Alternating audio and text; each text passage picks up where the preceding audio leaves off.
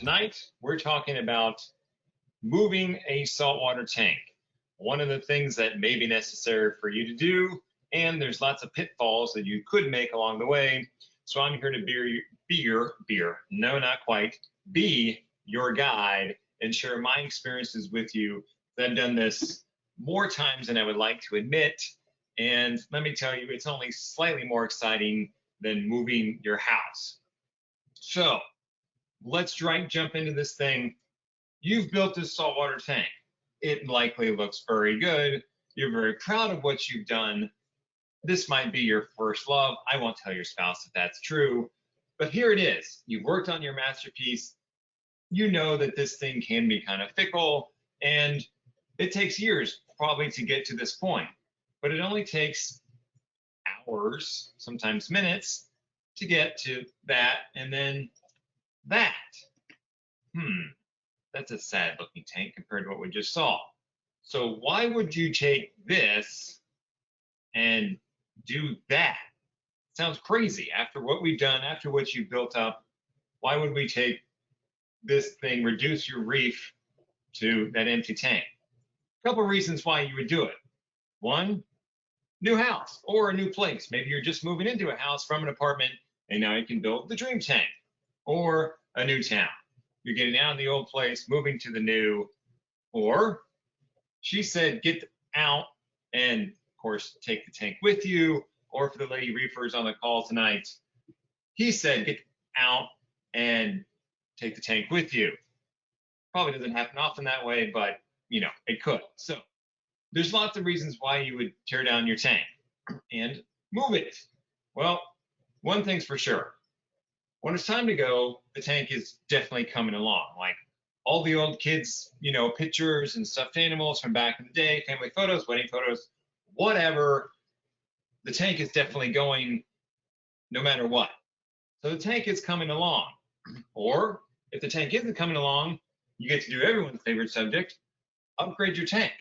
It's time to go from a 90-gallon tank to a 235 to a 375, and then eventually a 450 and now a 987. I'm just speaking from personal experience on this one. Or you can blow all that out of the water and go up to a 3,000-gallon cylinder tank on the second story of a house. True story about the tank you're looking at. This tank was in Austin, Texas, and all the coral on my old 90-gallon tank actually came out of my 90-gallon and went into that tank. You can't see them because they look so small in there, but that's the reason why I put this in here. There's a fun little backstory for those of you who are still paying attention after 4 minutes of this thing. Okay, so maybe you're upgrading, maybe you're taking the tank with you, maybe you're downgrading. Why do you have to have something bigger, right? Just because something bigger in your life is more complicated doesn't mean that you're happier, right? Your wife might really love this. This is where the wife acceptance factor really comes in. You say, honey, I think I want a smaller tank. And they'll be like, oh, finally, I got through to the man. You could go from a 3,000-gallon cylinder tank to a 3-gallon cube. Why not? What's wrong with that? How many of you tonight have a nano or pico tank, something under 30 gallons? Raise your hand if that's you. Let's get a sense of the audience here. How many of you have the nano tank, 30 gallons or less? Sorry for those of you on the metric system. I don't know the conversion to liters. I think that's around 120 liters. I'll take a stab at it. Really wish the United States would get on a measurement system that actually made sense. Okay, so we're looking at about 20% of you have a nano tank. Okay, that's fine. Nothing wrong with that. I mean, people who don't have to have a big tank don't have to make up for shortcomings in other areas of your life, like these guys. Okay, so whether you're upgrading or you're downgrading, the question you have to ask yourself is, do you want to keep what you have, or do you want to start all over? And look, either one of these are fine. There's not one right or wrong way to do this in terms of keeping what you have or starting all over. Sometimes it's a fresh start. You may want to go from a fish only. Now's your chance to have a reef. Or you've had a reef and you say, now I'm going to go to a fish only. Don't know why you want to do that, but hey, to each their own. Maybe it could be a bigger tank or a smaller tank. The big opportunity here is when you move your tank, you're going to have to tear it down. I'll talk about that more in a minute. You've got a big opportunity to go in a whole new direction with your tank. It's a fresh start. So when you move, again, it's a great time to do things that you've always wanted to do on your tank. That might be getting rid of stuff in your tank that you don't want, that you thought was cool, and now it's not cool. Like pulsing xenia. I know it moves, I know it looks cool, but if you've had any success in the saltwater aquarium world, you're likely going to want to get it out of your tank. And that can include fish too. There's that pesky yellowtail damselfish, always around. This is also going to be a time for you to make changes on your tank. For example, if you have one of those tanks that scratches when you look at it wrong, this would be an acrylic tank. That's a great time to buff out all those scratches and realize that they're going to come back again within about a week of setting up your tank. Again, this is a great time to do those things because the tank is broken down. And it's a great time to get rid of chunky equipment that you might have started with and now you realize it's time to do better, such as these home improvement storage for your ball valves. Those things seize up. They're great. Well, they're great because they're cheap. I don't really think much of anything is great because it's cheap, but you've gotten smarter now. Now's the time to get rid of it. Now, when we talk about moving your tank, and this means distances, whether it be 4 feet across the room or across the nation or across the state, there's some things that will happen every single time. Again, I'm speaking from experience here. I've moved, I don't know how many tanks now. I've lost count. But here's one thing I can promise you. If something can go wrong, it very likely will. This is Murphy's Law. Now, that might not seem that shocking to you, but this will come back in importance and towards the end of the webinar tonight. The other thing, speaking from experience, this happens every single time. It's going to take a lot longer than you think. You're looking at it, you're like, yeah, 6 hours. Give yourself 12, because if it takes that long, you won't be surprised and you're prepared. And if it doesn't take that long, you can write me an email and say, you were wrong, it didn't take as long as I thought, and it certainly didn't take a lot longer than I thought as well. So it's going to take a lot longer than you think. Just be ready for it. That means you and your helpers are going to get tired. Those of you that have followed me for a while, there's the Bartman. He's no longer with us, but if you remembered back in the day, that's the old Bartman in his prime. Okay, I also promise you that you're going to forget what you wanted to do to your tank. When you move it, whatever it is, and you want to say, I'm going to redo my aquascape, or I'm going to swap that out, you're going to forget it. There's going to be a lot going on. It's going to get hectic. Things are probably going to go wrong. Write it down. Make sure you write things down. This may seem archaic, like, why do I have to write down that I wanted to change my overflow? Just write it down. Then you can go down your list and make sure you got it all. Because in the heat of the moment, you will likely forget, and then you set up your new tank. You're like, oh, I wanted to do that. And if you wanted to plumb something in, you're not going to plan on all your plumbing just because you forgot to do something different with your tank. Write it down. Save yourself the trouble. Make a list. Check it twice. Do it. Okay. This includes writing down all the fish and coral in your tank. You don't want to leave anything behind. The key with this is you want to do this a week in advance. Don't do this 10 minutes before you start tearing down your tank to move it. Why? Because some fish hide out. Sometimes fish don't come out every single day. I've had fish disappear for 2 weeks and then all of a sudden they show up again. You're likely going to forget that you had them. So start building the list of the fish and the coral that you have in your tank long in advance. Again, just write it down. You're not going to remember it. Write this stuff down. Make sure you have everyone accounted for before you start to tear down your tank. You do not want to leave anything behind. I have done this before. It was a bad feeling to find a crispy fish that was doing really well, and I simply forgot about it because I didn't write it down. For example, leopard wrasses. These guys can burrow in the sand, and when you start tearing down your tank, boom, they're going to go straight into the sand and hide. Here's the key with them. You're very, very, very, very likely not going to find them until you start removing the sand out of your tank. I'll talk about why it's important to remove your sand later on tonight. This happened to me when I tore down my 450. I knew that they were going to bury themselves, and I also knew that I probably wasn't going to find them until I took all the live rock out, which is exactly what happened. I've had leopard wrasses pretty much across all my tank moves. These guys hide. Until you take the rock out, you're not going to find them. Now, key with this is when you're removing the live rock, be careful. You don't want to let it drop or have the live rock tumble. it can smash these guys underneath the sand. When I moved my 450, I took everything out. I drained nearly all the tank, but about 2 inches. And then you get in with your hands, and you start feeling through the sand, and these guys will hold still until you literally pick them up out of the water. So you pick up a gloop of sand with your hand, and then boom, here goes your leopard wrasse. It starts jumping, falls back in the tank, and burrows itself back into the sand. If you didn't know that you had them, you would forget about them. You can scoop up the sand. It could go into a bucket. That leopard wrasse might not move, and then you're going to lose them. All kinds of burrowing fish, this could happen to them. Again, write it down. Anthias hides in rock. Neon gobies, such, those are things I've had hide in rocks too. Just because you remove the rock out of your tank, that doesn't mean the fish is going to go, oh, I should bail out. I'm going to go jump back in the tank. Plenty of fish will hide in the rock and can suffocate because they're out in the air. So write it down. Make sure you get everyone as you're starting to tear down your tank.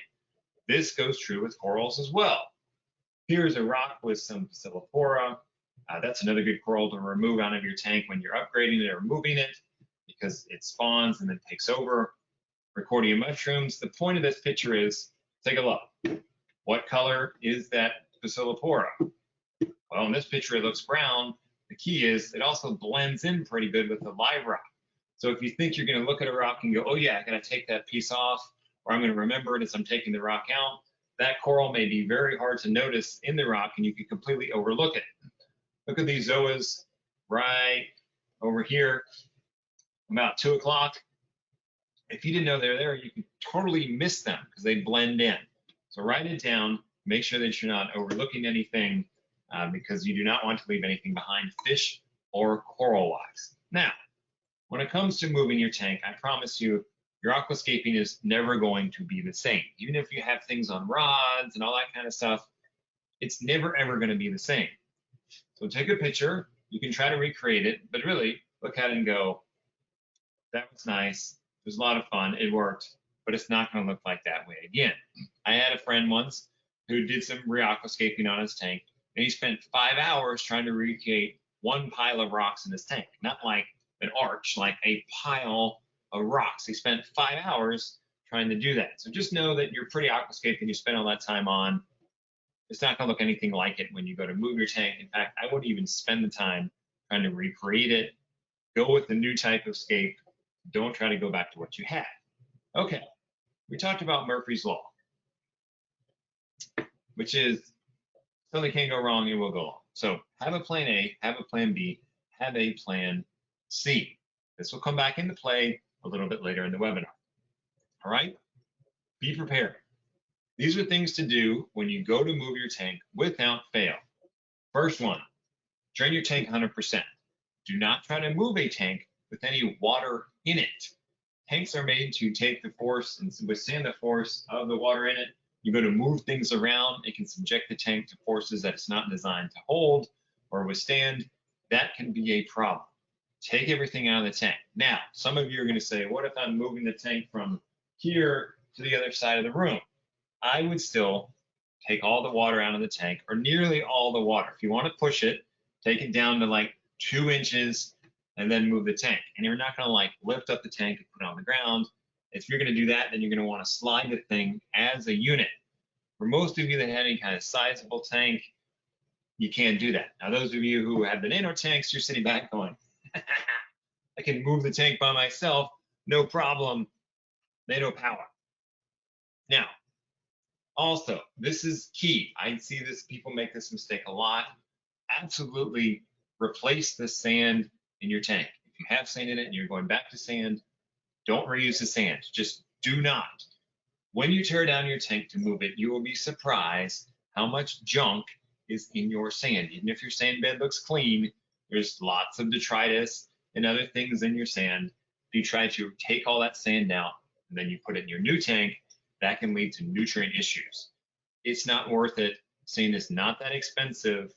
Replace the sand. Now, if you want to keep a little cup of it to help cycle your tank in the new setup, that's okay. But by all means, please do this. Replace your sand 100%. Also, here's a key thing that I see people make tons of mistakes on. I've seen other professionals in the industry make this mistake. It costs them a lot of money in fishing coral. Absolutely. Give yourself some insurance, leave frags behind, and then leave your beloved fish behind if you can. If you're moving across the country, moving across several states, you should be able to leave frags behind or send frags or fish forward. If you have the opportunity to overlap your leases or overlap your mortgages where you have some time with the old place and the new place so they both overlap, do it. That way you're not pushed about it. Go to the new place, maybe you join your local reef club, you find someone whose tank looks nice, you put frags in your tank, or you leave it with your old reefing buddies in your old place. Leave your frags behind because it's very likely your corals are not going to be happy. We'll talk about that more in a minute. If you have beloved fish, fish that you just can't live without or that were hard to come by, leave them behind or send them forward as well. Don't try to take them with you. Give yourself some options, give yourself some insurance. Corals especially. Again, I see people make this mistake a lot. Leave frags behind, send them ahead. Not only would I leave them with one place, I would leave them with several places. I did this with my 450. I had a couple corals that I was like, I love this one. I can't replace it very easily. I'm putting it in, I put it in 1, 2, 3 different tanks. And the person who bought my tank kept the mother colony, which I'm told is still doing well. So I have many backup plans when it comes to replacing that coral. Give yourself these options. Again, I'm harping on this because I see people make this mistake a lot. Then they lose their coral, they can't get it back, they're heartbroken. Just leave some frags behind or send them before.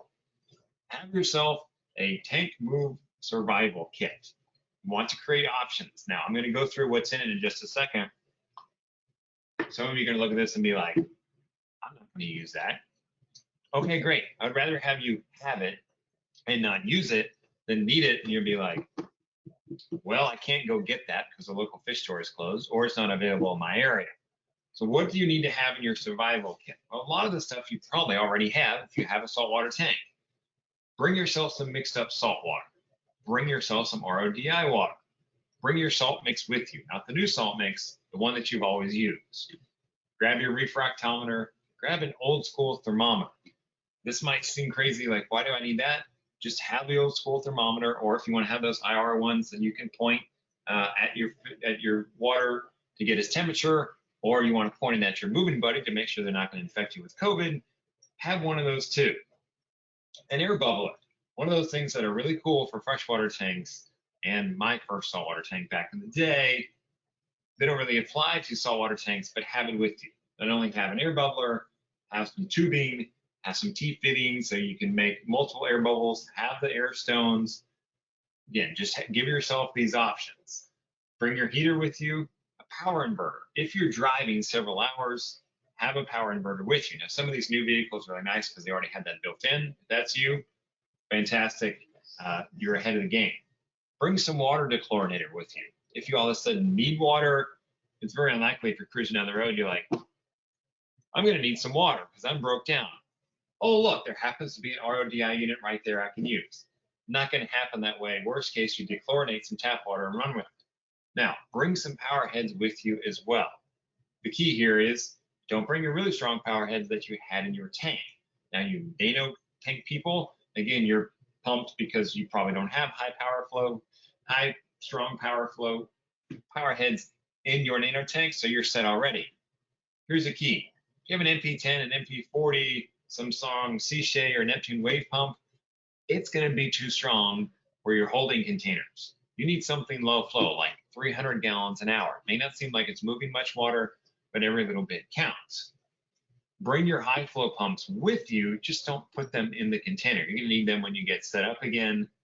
Bring some fish nets. Catching fish with your hand is not good for the fish, and it's very stressful, and you're not going to really get far with that.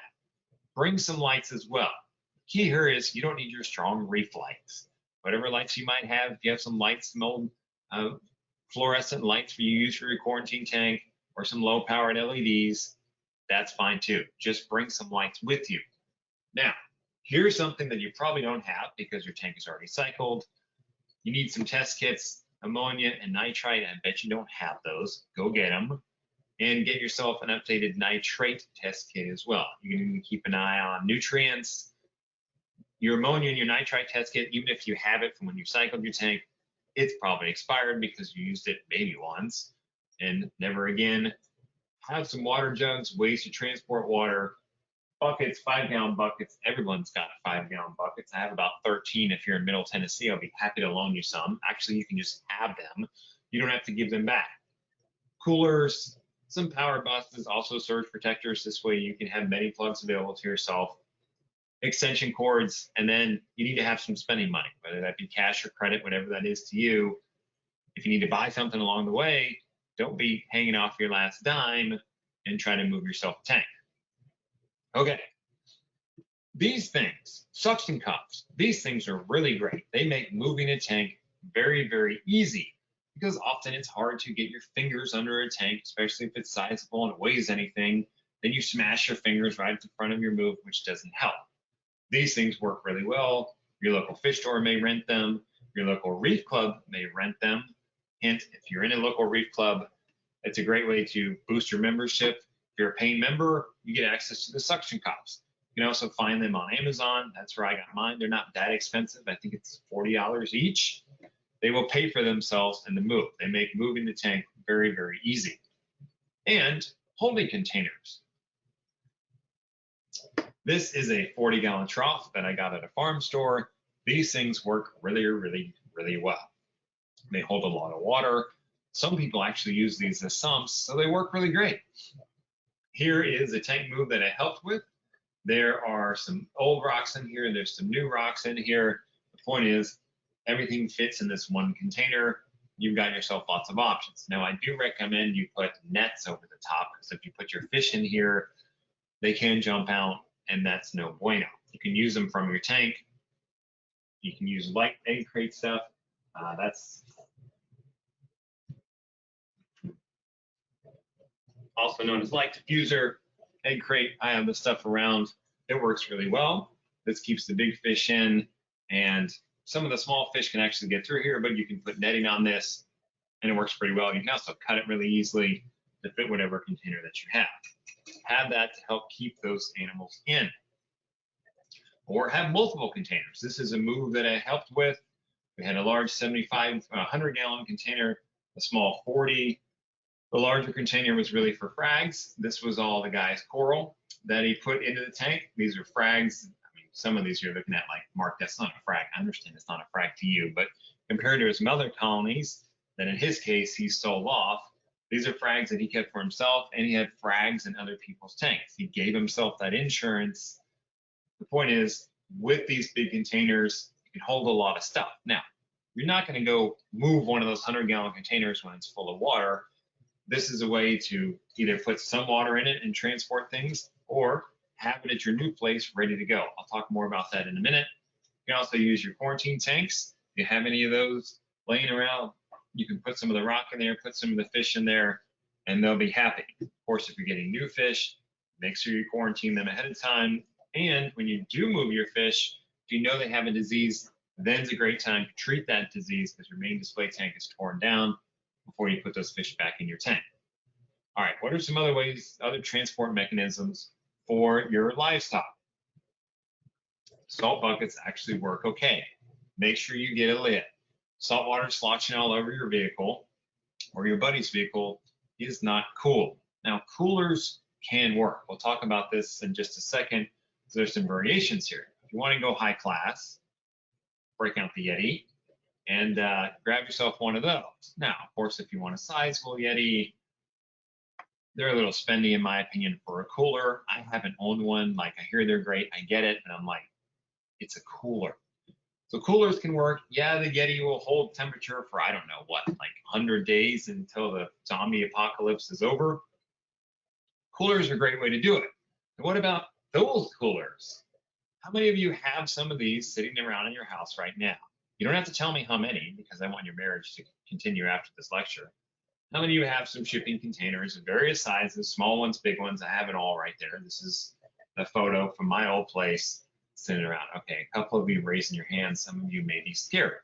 That's okay. So these things are okay to use.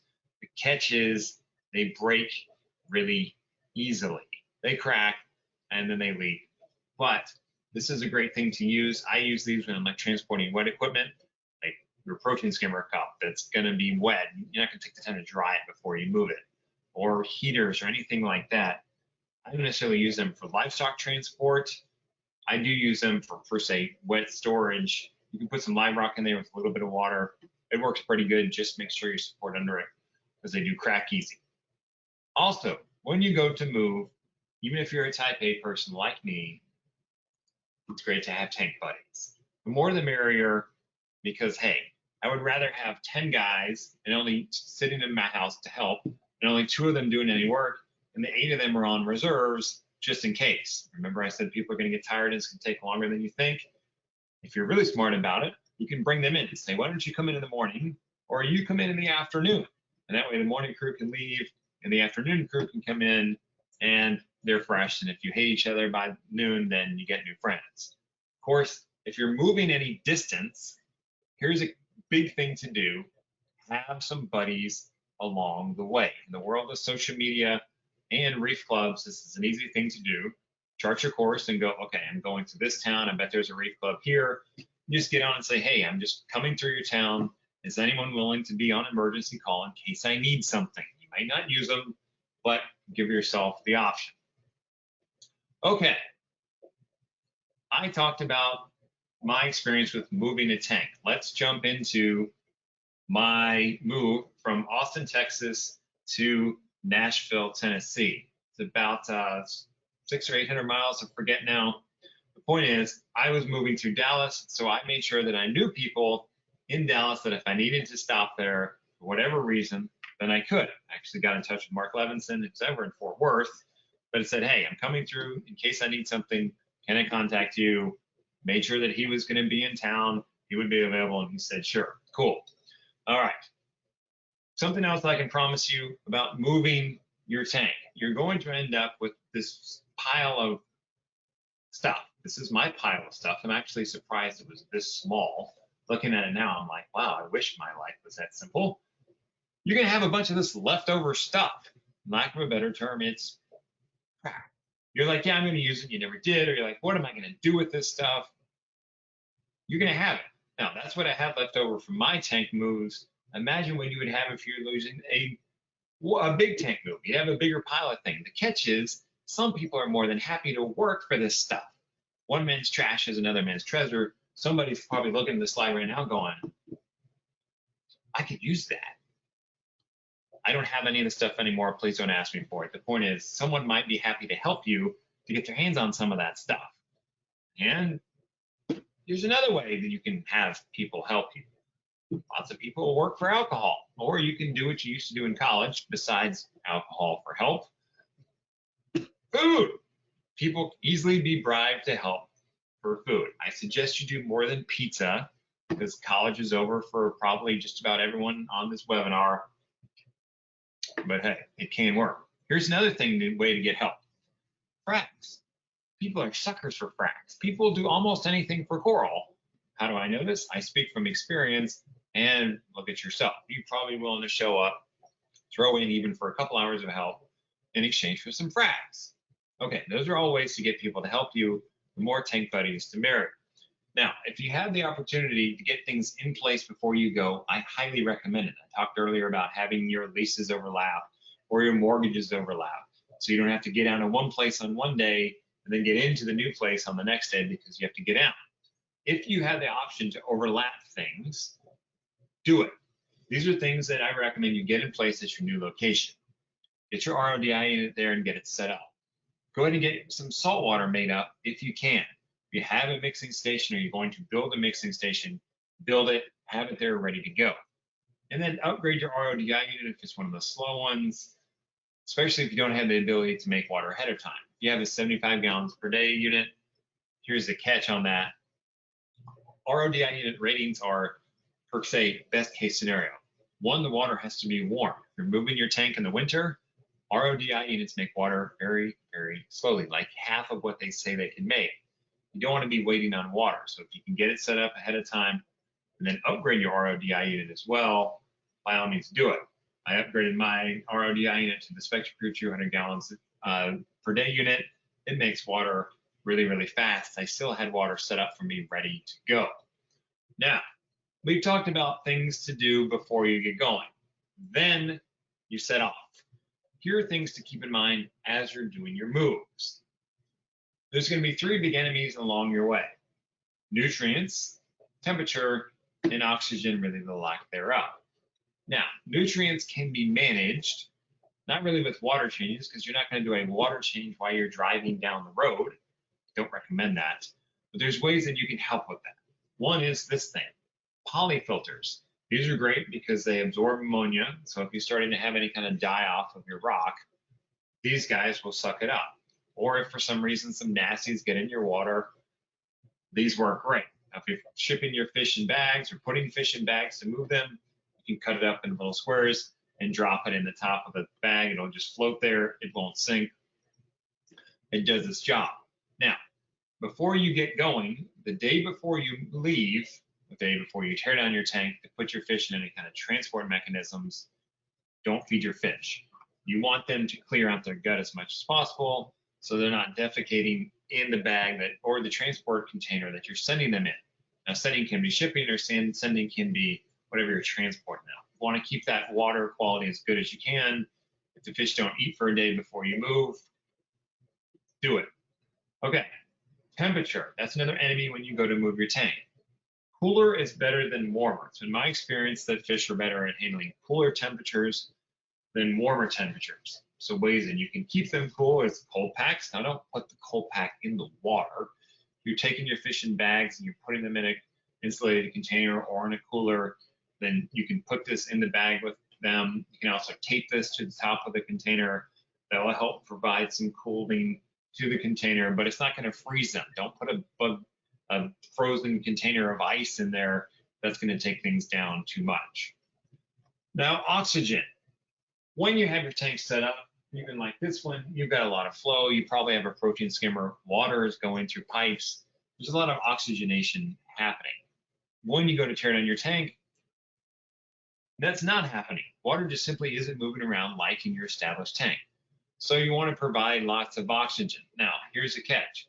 You're driving down the road, you don't necessarily have to put an air bubbler in the water. While you're driving along, water sloshing, it's oxygenating things. You're cool. When you go to stop, if you're going to stop, certainly overnight, you're going to stop in and grab dinner, grab lunch, throw that air bubbler in like I talked about, give some extra oxygenation. Not going to hurt to have these on hand. And those air bubblers are also great in case you break down. Like I said, Murphy's Law. Something can go wrong, it probably will. If you break down on the road, you're not then sloshing water around. You've got the air bubbler, you put it down in whatever container you have your fish in, plug it into the power converter, and you may drain your car battery, but you're at least keeping your livestock alive. Now, what about those of you that are keeping your rock? You're moving your rock with you. Keep your live rock fully submerged. Now, also keep it warm and keep water circulating around it because you really want to avoid die-offs like when it came to the United States. Now, live rock is heavy.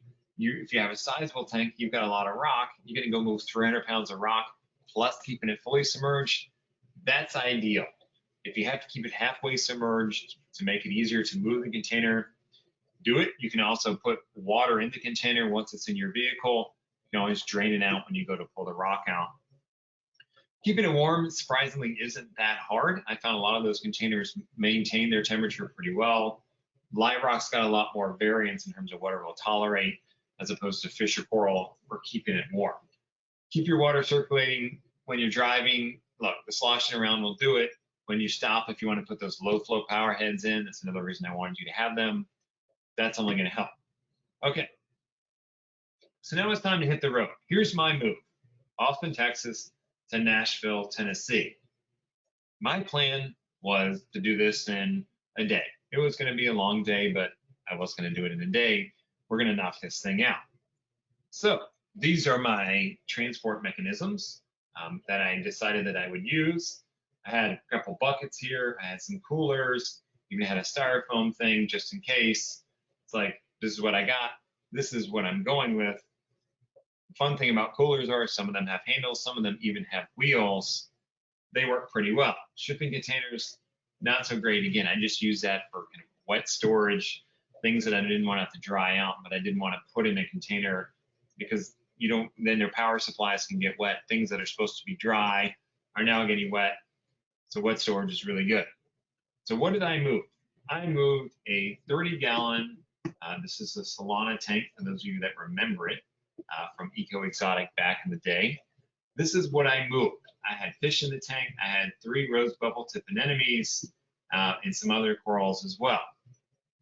So remember how I said what could go wrong probably will go wrong? Well, kind of plays into it's going to take longer than you think. It's like, oh, I should remove those rose bubble tips from the rock because I don't want them potentially getting smashed as I'm driving down the road.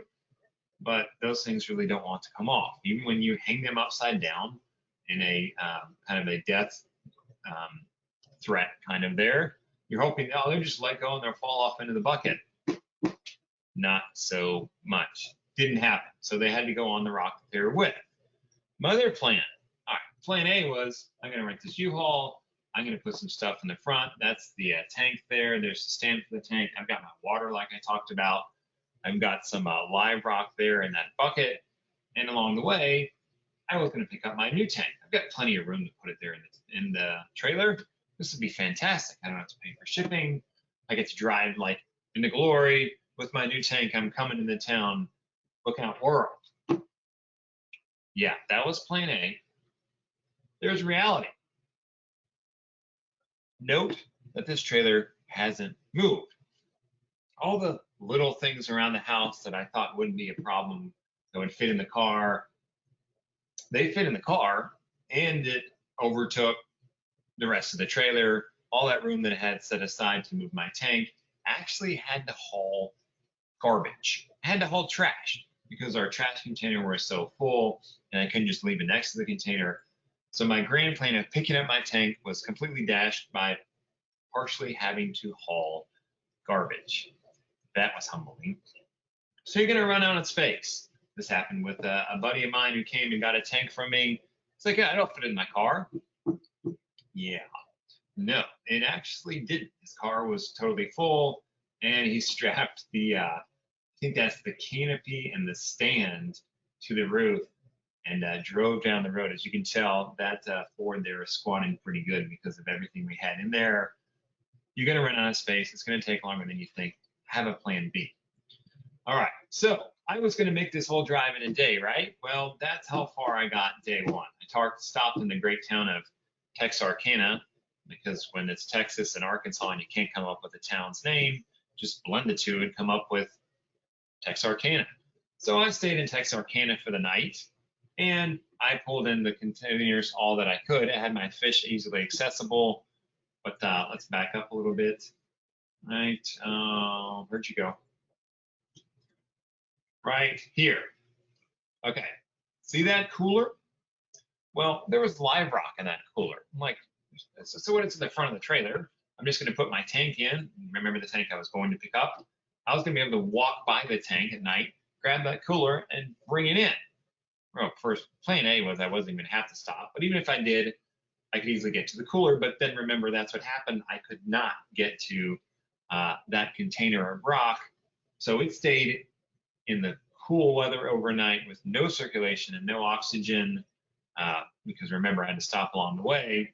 So I had some die off in that rock. My ammonia levels were above 1.0. They're probably hanging out around 2 actually. Not good. So some nitrophine bacteria came to the rescue. I dosed it and got it down to about 0.25, 0.5 the next day. Remember, plan A, plan B, plan C, be prepared. Yes, an ammonia test kit, get a new one because I'm sure your old one is expired. Have it with you. All right, so plan A was to make it in a day, pick up my new tank.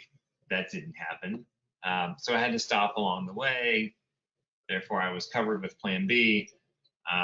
So plan C. Why do you need a plan C? Because things don't always go as planned. So I finally made it to the new house in Franklin, Tennessee, ready to start the new phase of my life back home again, so to speak. Went into the rental, and now a little backstory here. Remember how I said you should have friends, like meet friends along the way or make some new friends, have some reefing buddies in your new location? that's how I rented the new place where we were moving to. I didn't have the funds to fly up there and check it out. So I just got a local reef club. It's like, hey, I'm moving in, want to look at this house. Is anyone willing to go to this place and check it out for me? One of the guys said, hey, I'll go do it. So he showed up to walk through the rental and let me know if I should rent it. Here's a hint. Don't send a dude to do that job. Sorry, ladies. This is maybe a sexist statement, but it's true. Guys just don't have the eye for this stuff. The ladies do. So he's like, yeah, it's cool. It's, you know, it's older rental, but I knew I was getting into that. It's cool. He said, you should rent it. So I show up to the rental and there's just a little bit of black mold. Walk around the house some more. The back of the house is rotting. You can see right through those pieces of wood to the outside. I looked under the sink. It's rotted. You can't even put your like anything in there. It will fall through. Oh, here's some water damage above the main electrical in the house. How that guy missed it, I don't know. Again, sorry, ladies. Just send the ladies. Sorry, dudes. Let the ladies do the walkthrough. Guys will look at this and be like, yeah, it's cool, whatever. It's just a water damage. Not so much. So what did I do? Well, in this case, I had a plan C. I moved in with dear old dad and mom temporarily. Yes, this was temporary. Now, remember how I said be prepared? Remember that checklist I gave you? This is where it comes back into play. I was prepared. There's my water. That's RODI water that I had. I actually had a pump there. That's me making salt water, pulling it out of the bucket, dumping it back in the bucket. I had salt with me. I had my refractometer there. I had my salt mix there. I was ready. Thank goodness it worked because I needed it because everything that could go wrong pretty much went wrong. Here are the fish and coral hanging out on my parents' hardwood floors next to the piano. I don't know if my mother has seen this picture, but she's on the webinar tonight, so she's probably going to text me in a minute going, what? How did I miss that? Look, it's not pretty, but it worked. This actually got me through a couple days.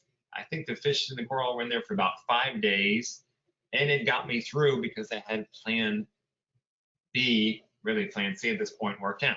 So while we were fighting with our landlord, because he clearly had rented us a dump, what did I do? I went to the other plan and I set up the tank in my father's office. This was me setting it up. This is it a couple days later. Everything is happy and healthy. No loss whatsoever. No loss of fish, no loss of coral. The anemones all made it just fine, even though everything that pretty much could go wrong did go wrong. I had options. I had backup plans, and everything came out at the end of the day. So what did I learn from all this? What do I want to make sure that you walk away from this evening? Number one, I allow way more time than you thought. I thought that I would get out of there, out of my old place, about 10 or 11. I didn't get out of my place until 3 in the afternoon. Allow more time than you think. Be prepared with your survival kit. I gave you that early webinar tonight, and then multiple backup plans. Sit down and think about, this goes wrong, what am I going to do? This goes wrong, what am I going to do? Those things do go wrong. It's much easier to flip through and go, okay, step 1, step 2, step 3, as opposed to going, okay, broken down, the family's tired, the family's hungry, the kids are screaming, I've got this livestock, what am I going to do? Buddies are a great thing to have.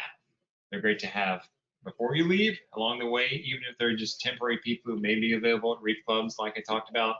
And then if you can have buddies where you're going, that's great to have as well. If you're going to take the livestock with you, keep this in mind. You're now on the hook to deal with any challenge quickly. Your car breaks down and it's going to take 5 days to fix it, and you have livestock, you can't just go, well, tough luck. That's the end of that. If you take that stuff with you, you have to be able to deal with being on the road with them for however amount of time that you have. Just know that you want to be prepared for that, and it may not be worth it to you. You may want to ship your fish and coral ahead of time. You want to leave them behind. Maybe you're just moving across town and you can set up the new tank and then go back and get the old stuff. That's the ultimate way to do it with the most options. Just know that if you're taking anything with you, you're on the hook to keep that stuff happy along the way. I talked about this a lot across many webinars, definitely harping on it tonight.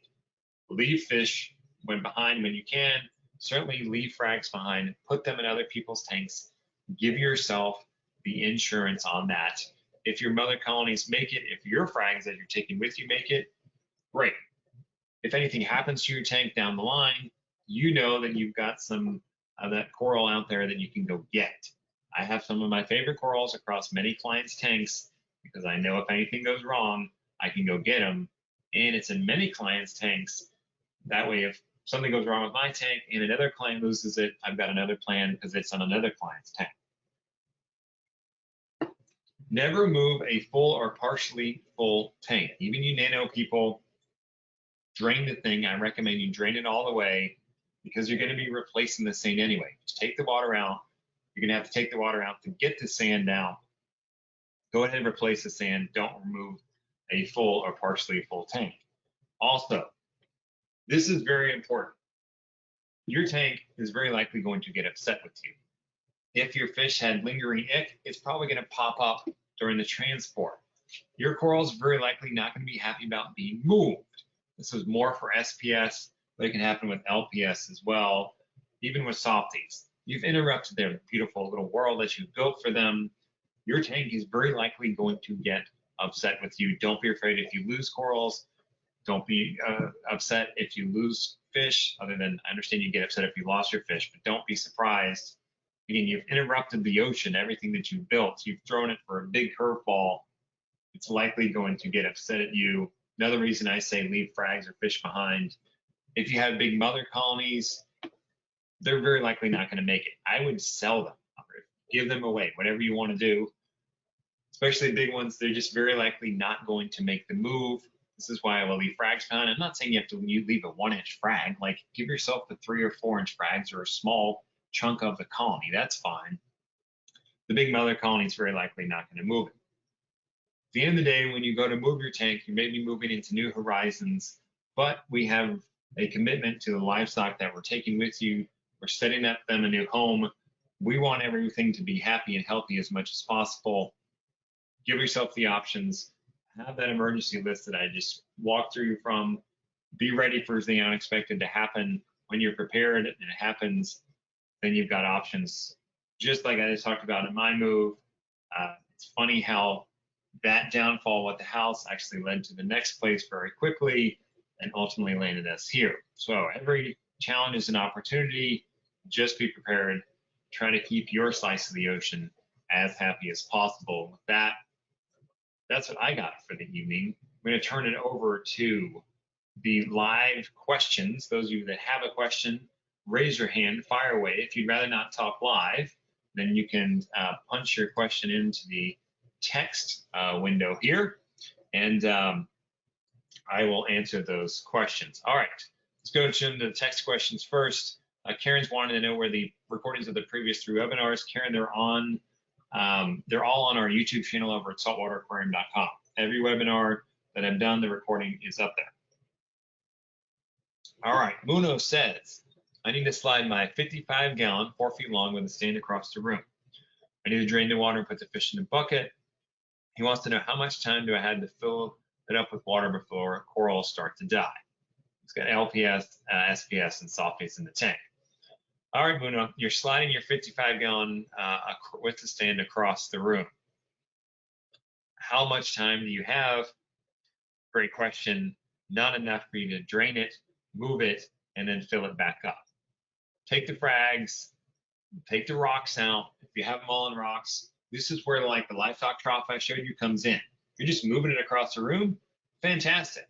A week before you do it, do a water change, take the water out of your display tank, put it in the trough, put a heater in there, put a little bit of rock in there, put some circulation in there.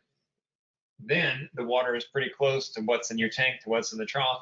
Take the live rock out, put it in the trough, drain the tank, move the tank, and then put it back in there. Understand your aquascaping is going to be the same, but you're not going to move everything in time to keep those corals happy. Just don't plan on that happening. If something goes wrong and you can't make the move as quick as you thought, now what are you going to do? Fill your tank up when it's halfway across the room? Try to get things stable again before you drain it and move it again. Just take them out. Sounds like you got a nice mix of corals. Personally, I wouldn't risk it. All right, Tim wants to know, do I transport fish in 5-gallon buckets? Absolutely, Tim. It's a great way to do it. I don't put anything in there with them. Don't put any rock in there. That can smash them. I don't even put PVC fittings in there. Fill the thing up with about 3/4 of water. That way, as it's sloshing around, it's getting some oxygenation. Don't put a lot of fish in buckets. Certainly don't put all your fish in one bucket. Multiple buckets with a tight fitting lid. They work really good to transport fish when they're coming with you. Now, I don't ship fish in 5-gallon buckets, so let's be clear about that. All right, let's another text question here. I'll jump over to you live. The brave ones. Larry wants to know when you arrive at a new location and the tank isn't set up, how do you deal with your cycle? What about your coral and livestock? All right, Larry. You get into your new place, you don't have a tank set up. Dealing with a cycle, I don't really even deal with cycles anymore. I use nitrofied bacteria product. Dr. Tim's one and only Fritz Turbo Start 9. Make sure the bottle is fresh. Make sure it hasn't expired. I don't have a problem with cycles with that.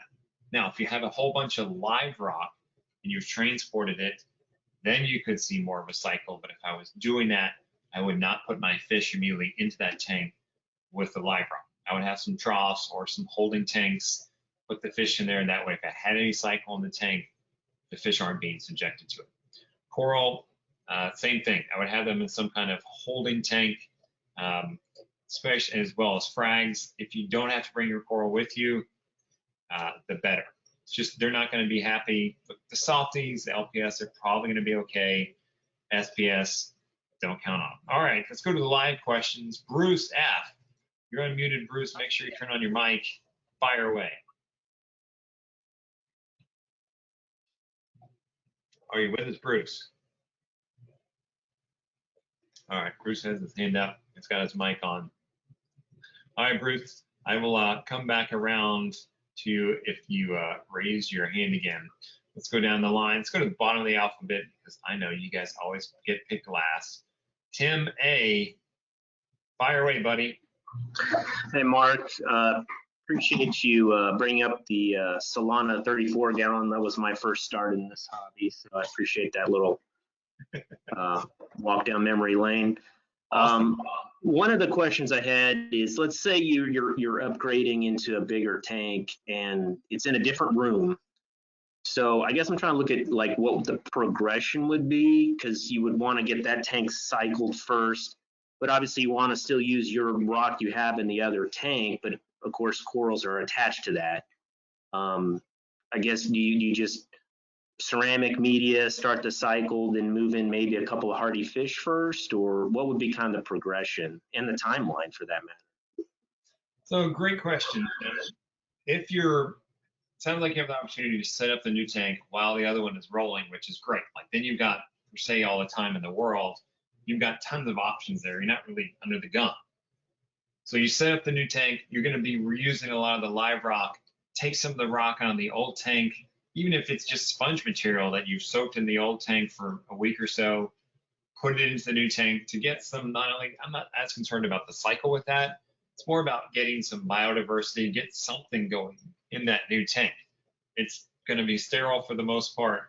So getting something going is great. Now, if you're just moving the rock from one tank to the next in the same place, you're probably not going to have much of a die-off, unless you decide you want to take everything out and like aquascape it on the ground, which you can't really do with live rock. I wouldn't do that. So you shouldn't see much of a cycle, and you just pick it up out of one tank and put it in the other. So you probably won't have one. Hitting the tank with some nitrogen bacteria won't hurt. You can't overdose that stuff. And if you put some bacteria on already with sponges or some rocks, then that will help. That's what I would do with that. Get the tank going even at some level. If you can put some of the fish in there to add to the nitrogen bacteria load, that's great, because if you just dump in nitrogen bacteria and there's no nitrogen for it to eat, then it's not going to make it very long. So get something going. It's nice to hear that you have the option of setting up one tank while the other one's going, because then you get all the time in the world per se. You don't have to be in a rush. Great question with that. All right, Bruce F., your hand is up. Fire away. Still on mute. All right, Bruce, type your question in the text box and I will get to it that way. Definitely want to answer your question. Let's go to Anthony. Anthony Y. All right, Anthony, you're on.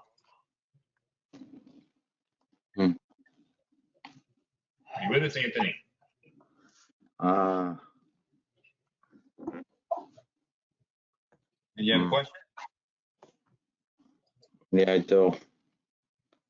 I'm stuck here. Did I catch you off guard?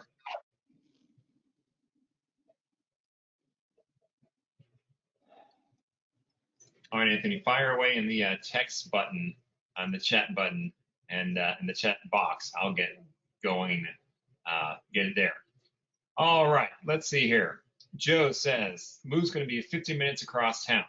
Thoughts on saving the existing water or just keep it circulating? All right, Joe. When you start to move, break down your tank, first thing that I would do is I would take out water. Before you start trying to catch fish or anything, siphon out some of that water, put it in buckets. Now, I don't know how big your tank is. If you have a 200-gallon tank, you don't have to take 100 gallons with you. That's a pain in the tail. But take, 20 gallons or so. You don't want to wait until you start moving the rock out of the tank. So you're going to be throwing up detritus and other stuff that can make the water quality drop. So the first thing I do when I break down a tank is siphon off some of the good water and then put it aside. Joe wrote in and says he's got a 90-gallon tank. So take 25 gallons with you. I would have my new salt water mixed up at the new place, have the salinity right, have the temp right, but I wouldn't worry about moving 90 gallons of existing water to the new place. Just take some, but the key there is take it before you start breaking down your tank. Great question. 15-minute move. The funny thing about moving in town is it's almost harder than moving across state lines, because when you're moving any distance, you're not attached to things. You're like, no, I'm not going to move that. I'm throwing it away. When you're moving across town, you're like, I'll just throw it in the car and I'll sort it once I get there, which doesn't work. All right, Justin wants to know, I have to slide his tank. I never recommended the place in the sand if it's a quick drain and I fill it back up. So that's a good question, Dustin. If you're sliding your tank over, I would probably replace a good amount of it. You go to fill it back up, you can disturb that sand bed. There's going to be a lot of stuff in there. The problem here is if you throw all these nutrients up in the water, then it can be a while until you can get them under control. You may have to do a lot of water changes to do it, especially if you have any old live rock. You can have a lot of detritus and things like that. If you have a nutrient problem, it's not always clear how long it's going to be until it starts to come back down. Now, if you're just going to slide the tank, I would take what's sand I could. I would leave some around the rocks to try to keep them as stable as possible. But I would still be thinking about replacing some sand. Nutrients are going to be your enemy on that one. You don't want to have to weigh things down, especially if you have a bunch of coral. Yeah, fish only, look, they don't care. But coral is a different thing. Great question on that one. All right. Jason wants to know, how would I attack a full tank teardown? All right. So this is great because I just tore down my tank. First thing I do, as I just said, is I siphon off as much water as I want to keep of good water. Before I do anything, before I start disturbing the water, I siphon off that water and I put it aside.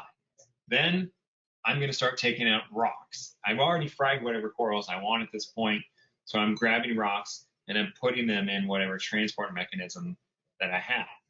Now, this is where larger coolers can come in. The key is don't put in tons of rock in there, because then you got to fill it up with water.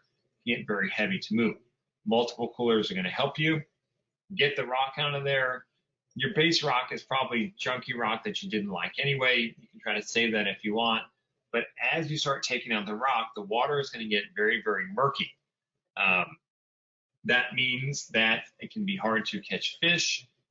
That's not such a bad thing. I'll talk about that in just a second. But what you don't want to be doing is sucking off a lot of that water and using it in the new setup. Now, if you want to use that dirty water to put over your live rock just to keep it wet, okay, that's one thing. So then as you start to remove the rocks, making sure that you don't have any fish in those rocks as much as possible. If you do see a fish in the rock that's not going to come out, put it in its own bucket. I would mark on there that there's a fish in that rock, so you don't just set it aside thinking you're going to aquascape it. Hopefully that fish will bail out of that rock while it's in transport. You can crack the lid a little bit, see if it's out, and then grab the rock before the fish darts back in there. Then I get down to the sand. I'm just simply not going to I'm not going to reuse sand. It's so dirty. You put it in your new tank, how knows how long it's going to keep your nutrients up. Sand just isn't that expensive. Maybe you want to keep a little bit. That's one thing. I'm not keeping all the sand. At that point, you're just down to the sand. You got all your fish out. If you have any fish that are hanging out in the sand, that's the time to catch them before it's fully drained.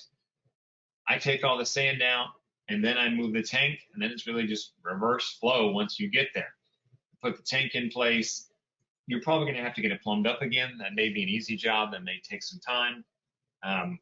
Then I'm putting sand in. I'm putting rock in. If you're using the live rock, of course, you want to put some water in first to keep it so wet so it doesn't cycle again. Then I'm still going to withhold my fish and withhold my coral to make sure that the tank doesn't go through any kind of cycle or have a high nutrient problem, because I don't want to subject the fish, especially subject the coral, to dealing with that kind of thing. Great question. Good luck with your move, Jason. It's worth it in the end. Here's a hint. The other thing about moving a saltwater tank, that's the best time to upgrade. Because you're tearing it down anyway, just go ahead and get a big one. Everything that you didn't like about your old tank, now you've learned, or you want a bigger one, or you want a smaller one. Personally, moving the same size tank, look, I haven't done it yet, so I can't speak from experience, because every time I moved, I'm like, oh, I'm moving. I'm upgrading. But moving the same tank back to what you had, it'd kind of be like, okay, here we are again. Now, you may love your tank, but for me, I was always like, let's use this opportunity to upgrade. All right, Muno wants to know, how do I transport the cleanup crew? Usually there are too many to catch in a tank. All right, great question, Muno. One, some things of the cleanup crew, you're just likely not going to catch. Shrimp, they may bail out of the rock, and you can catch them with a net and put them in with fish. That's fine. Crabs, any of those ones that you can grab, I grab them and put them in a bucket as much as I can, but there's going to be snails on rocks, hermit crabs down in rocks that you can get, maybe even shrimp. If you keep the rock warm, keep it water circulating around it, they're going to survive. Cleanup crew have a much more tolerance versus any of coral or fish or coral. You've got a lot more leeway on that one. Usually, like you said, there's so many that you can't catch them. Some of them don't make it. They're not that hard to replace. And this is a great time to take one of your buddies. You're like, hey, you're sitting around, grab every single snail, crab, starfish, shrimp that you see, throw them in the cleanup crew bucket right over there. It's kind of freaky. I pulled a starfish once, serpent starfish out of a tank that was about that big. I knew the thing wasn't going to hurt me, but still, like, grabbing it, you're like, it's like a mental block. You're like, if I touch this thing, I swear it's going to, like, wrap itself around my hand and my hand's going to dissolve. It was kind of freaky, but it was impressive considering it went in when it was small, and then it was like 15 inches end to end when it hauled that thing out of there. All right, everyone's quiet on. Oh, we on questions tonight. With that, I'm going to wrap it up. If you are moving your tank, good luck. If you're upgrading it, fantastic. Now's a great time to do it. Please, if I leave you with nothing else for the evening, leave fracks behind or send them ahead. Give yourself that option. This is the big mistake that I see even the professionals make. They think their valuable corals are just going to survive this thing, especially their large colonies. Plan for them not. If they do, that's great. You've got a backup if something happens with your tank down the line. Give yourself options, especially with those corals that I know you all love and you've been attached with. Just give yourself an out. All right, everyone. Have a great night. Thanks for being with me.